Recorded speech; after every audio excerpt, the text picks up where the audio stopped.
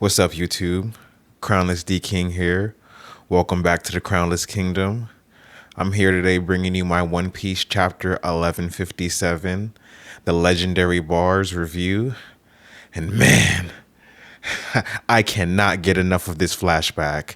It has been back to back to back, like nonstop action, and I'm enjoying it. So we start off the chapter with Yamato's Pilgrimage, Volume 39, and Yamato is giving her respects to the warrior who was defeated by Kaido as he was defending the village. And this is one of the more interesting pages of the cover story, just because it brings up a lot of questions like, who is this warrior? Like, there's not many clues on who this character could be, but hopefully Oda stops teasing us and gives us a little more information. But moving on into the chapter, the Rocks Pirates are actually raiding the Foot Colony Temple of the International Philanthropy Federation.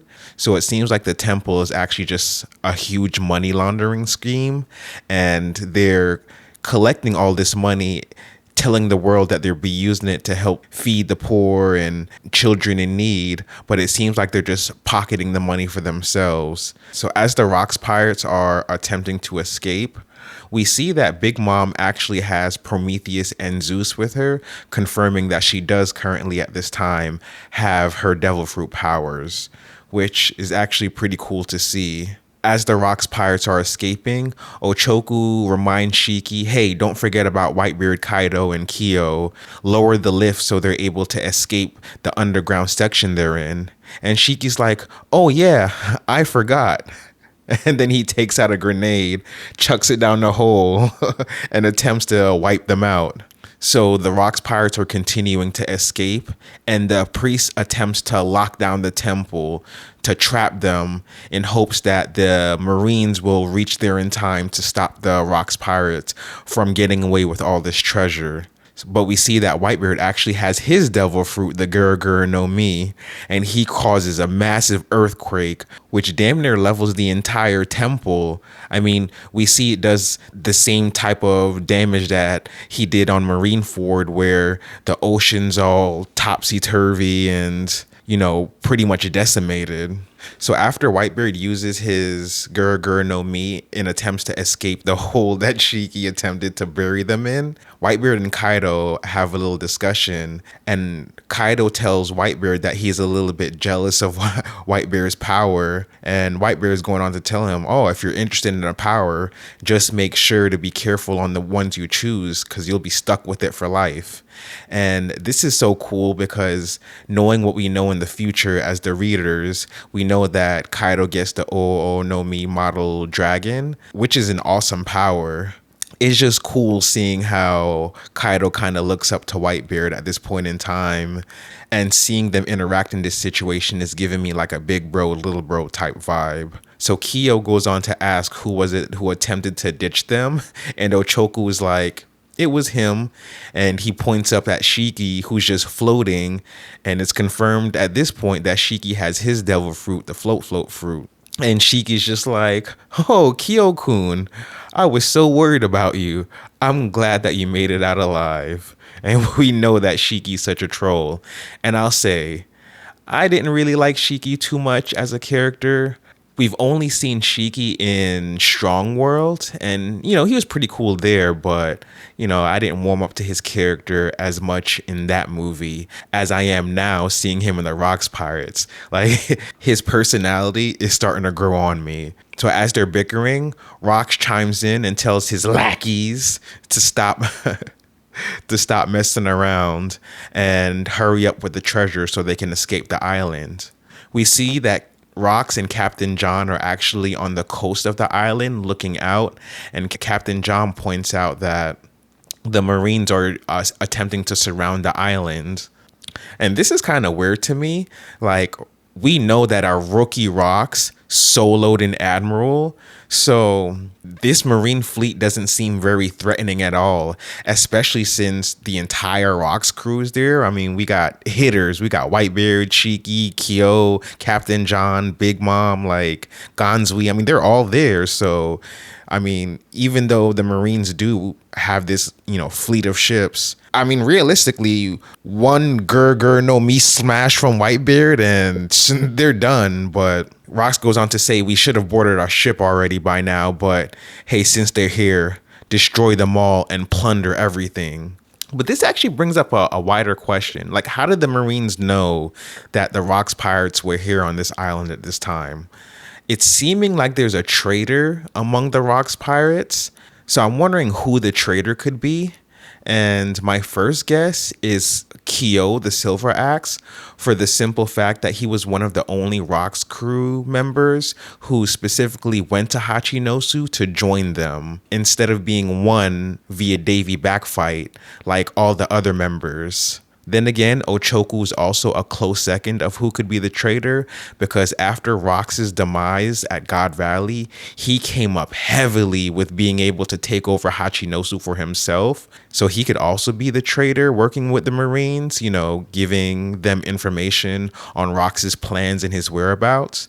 But yeah, I hope Oda eventually goes on to expand upon this and we see who actually is the one snaking out the Rocks pirates. So the narrator continues on to gas up Rox a bit and is telling some of his accolades.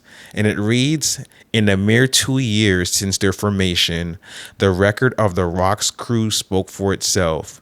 16 documented raids, 76 sunken ships, 14 ports reduced to ash, 5 towns wiped off the map, 1 nation brought to ruin, 3 unprecedented violations of Article 18 of international law, and 25 criminal records quietly erased. Even with the future Pirate King, Gold D. Rogers, sailing the seas, it would not be an overstatement to refer to this period as the era of Rocks. Who is the real king of pirates? Because later on in the chapter, we see the Gurusei, and I don't hear them talking about Goldie Roger, but we'll get to that when we get there. So if you've made it this far in the video, go ahead and give me a like and subscribe. I'm a pretty small YouTuber, just starting out this journey. I'm trying to build this Cr0wnless Kingdom with you all, brick by brick. So I have a goal to get to 50 subscribers by the end of September. So yeah, like and subscribe. And I appreciate you all being here with me in the Cr0wnless Kingdom. So after the raid on the temple, we then head over to Enishi in the New World, and Enishi seems to be a non-affiliated nation from the world government. And it seems like some world government agents are attempting to take over this nation, capture their citizens, and use them for whatever the world government needs, whether that be slaves for the celestial dragons or more labor force for those huge bridges that the world government are attempting to build. But we see Harold there with his massive Elbaf ship, and he's talking to this world government agent saying, hey, you can't just take over these people, they have rights. And the agent goes on to tell them they're not affiliated with the world government, so they have no rights. We get to use them however we want. And Harold goes on to call him scum, which he is, for what he's doing. He blicks down randomly this lady who's begging for her life. And since this nation was one of the nations that helped Elbaf in their time of need during their famine around the time when Loki was born, it kind of forces Harold to go against his better wishes and attack this world government ship. And it really makes me respect Harold, because his entire goal is to become an affiliated nation with the world government, and him sticking up for these people of Enishi and attacking the world government ship, diminishing his chances of becoming an affiliated nation with the world government.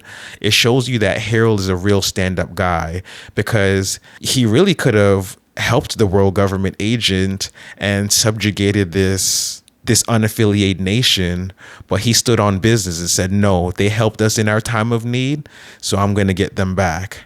So big ups to Harold. He's a solid dude. So after Harold attacks this world government ship, we head back to Elbaf and we're at Ida's bar, and we see Ida, Rox, and Harold having a drink, and they're talking about Harold's attempt to join the world government as an affiliated nation. And we see that Harold actually cuts off all of his hair. And now seeing Harold like this, we know that the flashback is starting to wrap up, because once Harold shaves his head and gets rid of his horns, we know that we're pretty close to getting back to the scene of him in the throne room being stabbed by all the guards. But right now, they're currently talking about the potential of Elbaf's giants joining the Marines to help bolster the Marines' ranks and becoming a pretty sizable force for good in the world to really make a difference for people everywhere. Rox goes on to tell Ida to try to talk some sense into Harold. Ida goes on having a little sly smirk on her face, saying, if Harold were my son, I would tell him to choose his friends wisely. And I think she's sending a little jab towards Rox, because, you know, Rox is kind of an infamous pirate. It's pretty interesting seeing Harold and Rox's relationship, because, you know, you can tell that Harold doesn't quite fully want to be friends with Rox, but they respect each other so much that it's just kind of hard to, you know, sever that bond that they've accumulated over all this time. So we cut over to the Navy headquarters, and we see Vice Admiral Garp, Sengoku, and Otsuru talking with Admiral Kong about the potential of the Elbaf giants joining. And Admiral Kong goes on to tell them that the higher ups aren't very willing to let the giants join just due to what seems like pure racism.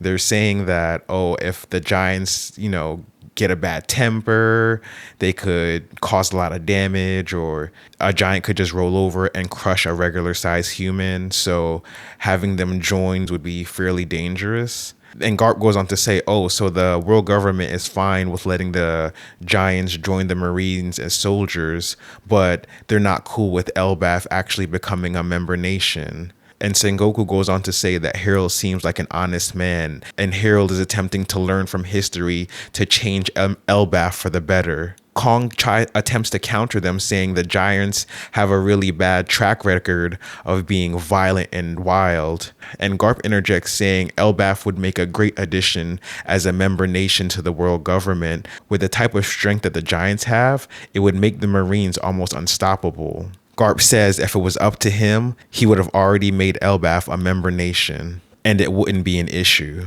So moving on into the chapter, we go back to Hachinosu, and we see that news breaks that Shakuyaku has actually left the Kuja pirates. And this is breaking news across the world. We see that Big Mom and Gloriosa are having a discussion about it. And Big Mom asks Gloriosa if she thinks that Shakky quit the Kuja pirate so she can go chase after a man. And Gloriosa goes on to burn Big Mom a little bit, saying, what would you know about love? You crank out kids like they're popcorn. And she makes a good point, because we actually see Katakuri and his two brothers there with Big Mom. I don't know how Big Mom does it. Does she fight while she's pregnant? Like, we already know that Big Mom is fairly formidable, but being able to go on some of these missions while you're actively pregnant, I mean, that has to be a feat of some sort. So we also see Stussy and Whitebeard, and Stussy is attempting to win Whitebeard's heart over, but Whitebeard isn't going for it. And he tells Stussy that he's never been in love with her, which pisses her off and makes her a little upset. And it brings up the question, does Whitebeard eventually soften up to Stussy and they become a unit? Because we see that, you know, Weevil in the future is said to be Whitebeard's son, so is it a scientific clone type thing, or did Whitebeard and Stussy actually do their thing and made Weevil? So I hope we see in the future, because Weevil is one of the more interesting characters that I'm looking forward to see. So the Kuja pirates pull up to Hachinosu and they actually drop Shakuyaku off on Pirate Island. And this event is said to rank among the greatest, even with everything that is left to come with the Rocks pirates. So this is actually pretty interesting, seeing Shakky pull up here. It seems like Hachinosu is the first place that Shakky opens up her bar at. And it's called Shakys Rip Off Bar. It kind of tracks for being on Pirate Island. So Rocks and his crew gets back to Hachinosu and they wonder what all the commotion is going on about. And once they see Shakky's bar, they enter. And as soon as the Rocks pirates lay eyes on Shakky, they all start fawning over her. Hard eyes, the lips, heart being out of their chest, the whole works. They all immediately start simping for Shakky. And it's hilarious to see, because I never thought I would have seen Rocks in this state. I thought he was so goal oriented on becoming king of the world. He was kind of like Luffy and girls didn't even show up on his radar. But that just to show you the power of a beautiful woman. And the narrator goes on to say that the pirates of Hachinosu actually covet Shakky as a treasure, an irreplaceable crown jewel. And this statement right here brings up so many questions. Like, is Shakky the reason for the God Valley incidents? And if so, how? Like, did CP0 sneak into Pirate Island and kidnap her? Or did the God Knights actually pull up on Pirate Island to kidnap Shakky? Because we do know that the Celestial Dragons have a tendency to kidnap beautiful women. I mean, they did it to Boa Hancock and her sisters. They kidnapped Ginny during Kuma's flashback.